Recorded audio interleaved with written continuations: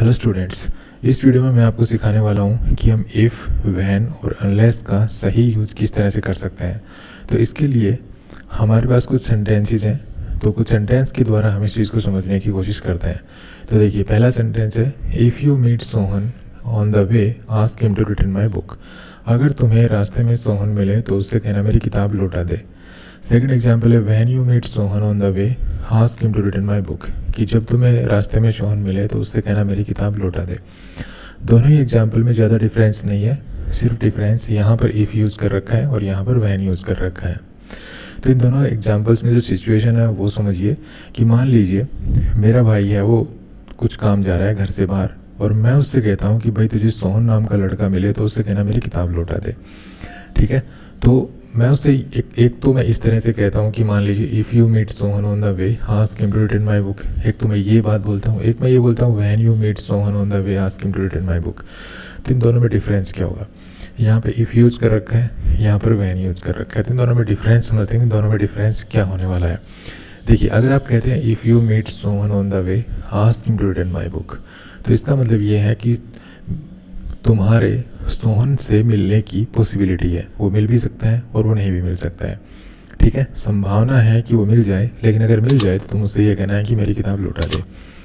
लेकिन अगर आप व्हेन यूज़ करते हैं तो इसका मतलब ये है, आप अपने भाई से ये कह रहे हैं कि यू विल मीट सोहन। ठीक है, आप अपने भाई से ये बात क्लियर कर रहे हैं कि तुम्हें सोहन मिलेगा।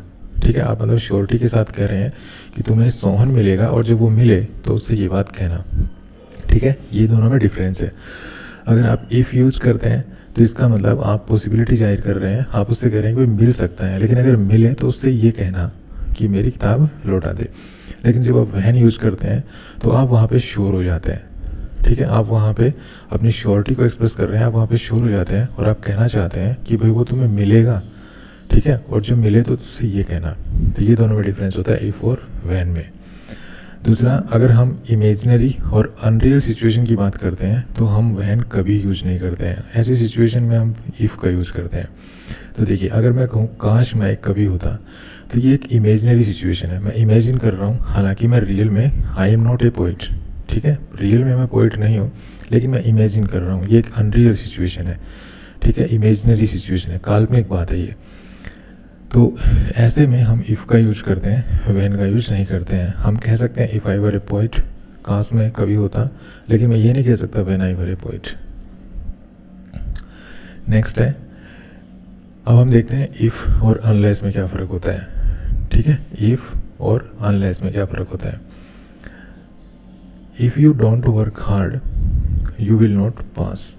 अब ये सेंटेंस देखिए, अगर तुम मेहनत नहीं करोगे तो तुम पास नहीं होगे। अब यहाँ पे ये इफ़ यूज़ कर रखा है और यहाँ पे डोंट है, मतलब इफ़ वाली जो क्लॉज है वो नेगेटिव है।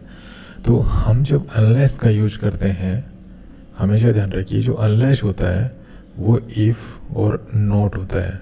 जब इफ़ और नॉट को जो मिला देते हैं तो अनलेस बनता है। तो इफ़ वाली क्लॉज अगर नेगेटिव है तो आप इस सेंटेंस को जो है अनलेस से लिख सकते हैं, लेकिन जब आप अनलेस से सेंटेंस लिखेंगे तो नोट का यूज नहीं करेंगे, क्योंकि अनलेस में ही नोट इंक्लूड है।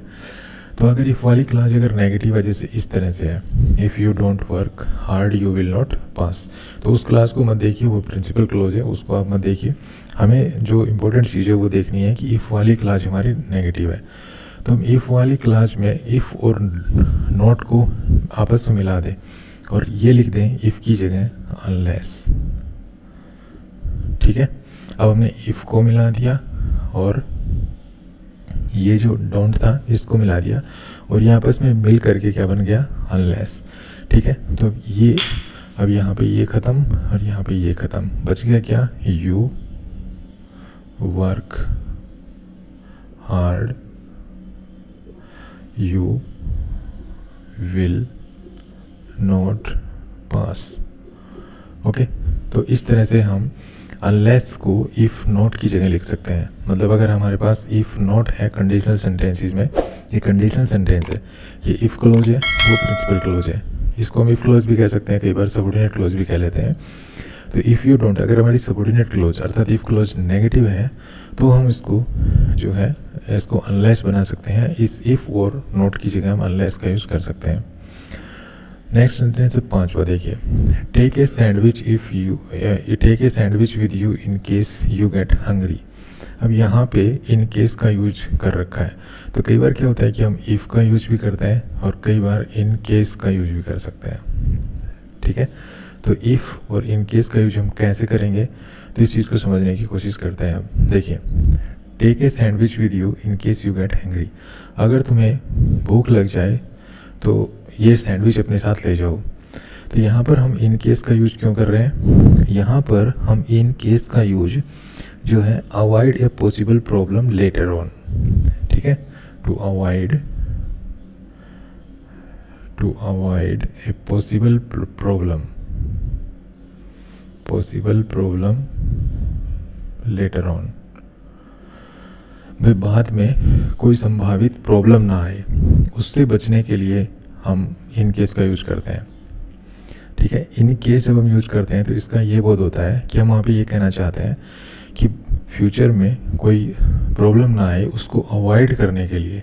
ठीक है, उसको अवॉइड करने के लिए हम कोई बात आगे इसमें ऐड कर रहे हैं।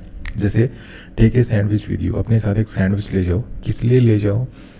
To avoid a possible problem. Problem क्या है कि भाई तुम्हें भूख लग सकती है, फ्यूचर में तुम्हें भूख लग सकती है। तो अगर तुम्हें कहीं भूख ना लग जाए तुम्हें, इसलिए अपने साथ एक सैंडविच ले जाओ। तो यहाँ पर ये जो प्रॉब्लम है हम इसके साथ ऐड कर रहे हैं कि भाई ये पॉसिबल है, तुम्हें भूख लग सकती है, ये पॉसिबिलिटी है। तो पॉसिबल प्रॉब्लम है ये। जब इस स्टेटमेंट के साथ आप कोई पॉसिबल प्रॉब्लम ऐड करेंगे यहाँ पे, भाई ये काम कर लो, ठीक है, नहीं तो हो सकता है कि ये हो जाए आगे चल के, फ्यूचर में कहीं ये ना हो जाए। तो इसको ऐड करने के लिए हम इन केस का यूज़ करते हैं। ठीक है, अब ये देखिए, पल्लवी टुक 2 फोटोज। पल्लवी ने 2 फोटो लिए। जब उसने कैमरे से फ़ोटो क्लिक की तो उसने 2 फोटो लिए। अब 2 फोटो क्यों लिए? उसे क्या मतलब किस प्रॉब्लम का अंदेशा था, वो क्या सोच रही थी, उसे क्या लग रहा था कि क्या प्रॉब्लम आ सकती है, तो वो हमने आगे लिख दी। आगे कैसे लिखी? One of them did not come out. हो सकता है उनमें से एक अच्छी ना आए, तो यहाँ पर इन केस के साथ इसको ऐड किया गया है। तो जब आप कोई स्टेटमेंट बोलते हैं लेकिन उसके साइड में अगर आपको किसी पॉसिबल जो प्रॉब्लम है उसका अंदेशा हो, तो उसको हम उसके साथ इन केस ऐड करके और फिर लिखते हैं। जैसे take a sandwich with you, अपने साथ एक सैंडविच ले जाओ। ठीक है, लेकिन क्यों ले जाओ, किस लिए ले जाओ? इसका मतलब कोई हो सकता है कोई दिक्कत आ जाए, आगे कोई प्रॉब्लम आ जाए। प्रॉब्लम क्या आएगी? भैया आपको भूख लग सकती है, तो इन केस के साथ जोड़ दिया। यहाँ पे देखिए, पल्लवी टुक 2 फोटोज। पल्लवी ने 2 फोटो लिए। क्यों लिए? In case one of them did not come out. ये प्रॉब्लम हो सकती थी, पॉसिबिलिटी थी, तो इसकी पॉसिबिलिटी थी इसलिए उसने 2 फोटो ली। यहाँ पर तुम्हें भूख लग सकती है, इसलिए वो कह रहा है कि ये काम कर लो। ठीक है, ये काम कर लो, पॉसिबिलिटी है कहीं ये प्रॉब्लम ना आ जाए। उसने ये काम किया, क्यों किया? उस पॉसिबिलिटी थी कि ये हो सकता था। तो इस तरह से हम जो है इन जो ये पॉसिबल प्रॉब्लम्स होती हैं फ्यूचर में जो हो सकती हैं, उनको ऐड करने के लिए हम इन केस का यूज करते हैं। अब कई बार हम इन केस की जगह इफ़ का यूज कर डालते हैं। तो इन केस और इफ़ में क्या डिफरेंस होता है? देखिए, I will bring the clothes in if it rains. देखिए, अगर बारिश होती है, अगर बारिश होगी तो मैं ये जो कपड़े हैं, जो क्लोथ्स हैं, इनको अंदर ले आऊँगा। इन यहाँ पे एडवर्ब है, इनका मतलब है अंदर, प्रीपोजिशन है यहाँ पे। तो I will bring the clothes इन, मैं कपड़ों को अंदर ले आऊँगा। इफ़ इट रेन्स, अगर बारिश होगी। तो यहाँ पर इफ़ का यूज हुआ है, लेकिन ये सेंटेंस देखिए, I will bring the clothes in case it rains. तो यहाँ पे ये एडवर्ब है और ये इन केस यूज हुआ है, इन केस इट रेन्स। यहाँ पर इफ़ का यूज हुआ है, यहाँ पर इन केस का यूज हुआ है। दोनों में डिफरेंस इतना ही है कि ऊपर वाले सेंटेंस में इफ़ यूज हुआ है और नीचे वाले सेंटेंस में इन केस यूज हुआ है। तो जब इफ़ यूज करते हैं हम, तो इसका मतलब होता है,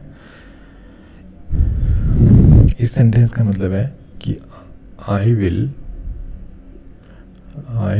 bring them means the clothes in at the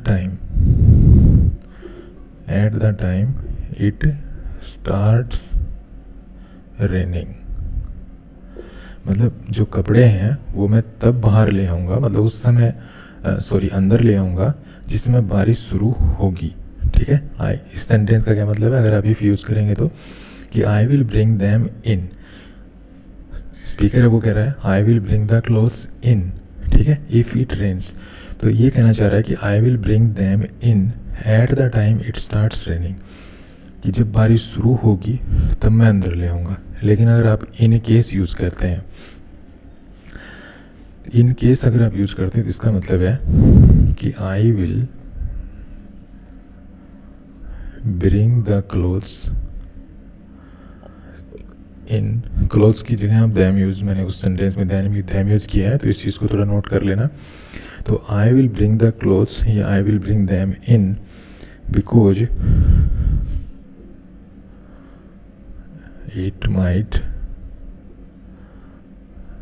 rain later, क्योंकि बाद में बारिश हो सकती है, तो मैं इसको अभी अंदर ले आऊँगा। तो जब आप इन केस यूज़ करते हैं तो इसका मतलब यहाँ पे फ्यूचर की एक पॉसिबल प्रॉब्लम है, हो सकता है ये, तो कहीं ये ना हो जाए इसलिए मैं इसको अभी ले आता हूँ। तो यहाँ पे इन केस के साथ ये जो पॉसिबल प्रॉब्लम है उसको अवॉइड करने के लिए यहाँ पे इन केस के साथ ही इस प्रॉब्लम का जिक्र किया है।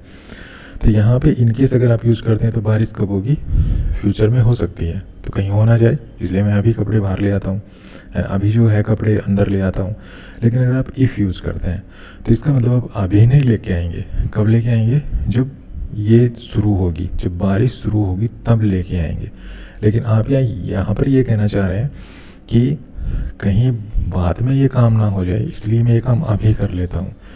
तो ये यहाँ पे फ्यूचर की एक पॉसिबल प्रॉब्लम बन गई, इसको ऐड किया है, और यहाँ पे एक कंडीशन बताई है कि भाई अगर ऐसा होगा तो उस समय ये कर लूँगा मैं। ठीक है, तो इन दोनों में ये डिफरेंस है।